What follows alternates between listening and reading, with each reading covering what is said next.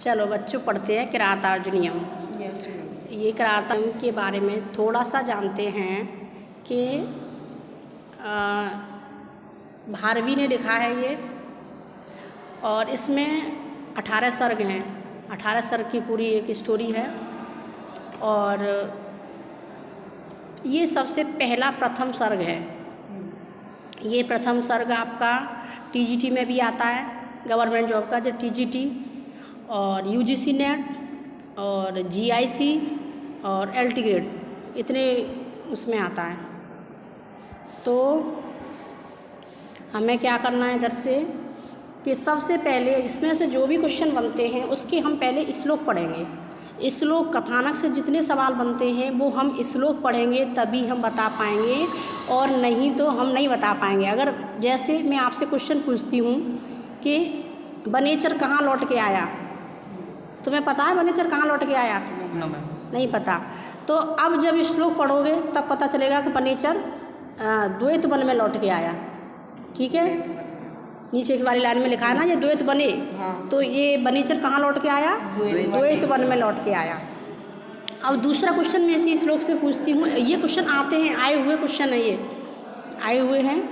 दूसरा क्वेश्चन मैं पूछती हूँ आपको इसी श्लोक में से कि जो बनेचर था वो किस वेश में गया था, कौन सा वेश रख के गुप्तचर के रूप में गया था दुर्योधन के पास। तो दुर्योधन के पास गया तो किस वेश में गया था पता है? वर्णलिंगी, ये लिखा है ना, सवर्णलिंगी, तीसरी लाइन में सवर्णलिंगी, सवर्णलिंगी।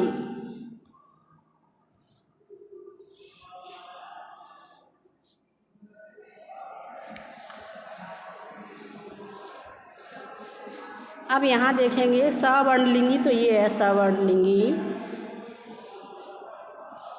सवर्णलिंगी। स मीन्स वह कौन? बनेचर के लिए आया है जो सर्वनाम शब्द। अब वर्णलिंगी कौन? वर्णलिंगी यानी कि वर्णलिंगी मीन्स होता क्या है? वर्णलिंगी मीन्स होता है कि ऋषि मुनि का,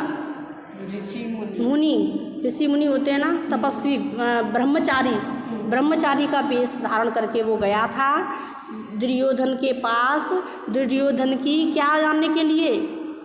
राज व्यवस्था जानने के लिए कि दुर्योधन जब युधिष्ठिर और इनमें कौरव और पांडवों में जो जुआ हुआ था ना, तो उसमें युधिष्ठिर हार गए थे जुए में।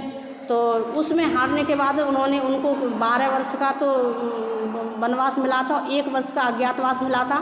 1 वर्ष के अज्ञातवास में तब युधिष्ठिर उस बनेचर को, वन में रहने वाले उस बनेचर को कहाँ भेजते हैं? उस युधिष्ठिर के पास भेजते हैं कि आप जाओ, दुर्योधन कैसी व्यवस्था चला रहा है, कैसा राज्य चला रहा है, वहाँ पता करके आओ। और नियुक्त किया था किसके? ब्रह्मचारी के वेश में नियुक्त किया था कि इसको जाएगा ब्रह्मचारी के वेश में और पता भी नहीं चलेगा किसी को कौन है ये, और सारी बातें, गुप्त जो रहस्य हैं दुर्योधन के, सारी बातें जान के आ जाएगा।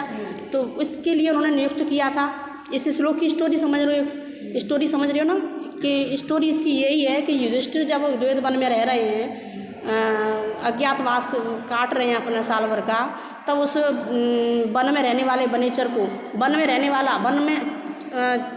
वाले को बनेचर ब्रह्मचारी के वेश में गया, दुर्योधन को पता करने गया। अब क्या पता करने गया? कि वो राज्य लक्ष्मी कैसे चला रहा है, राज्य को कैसे चला रहा है। दूसरा और क्या पता करने गया कि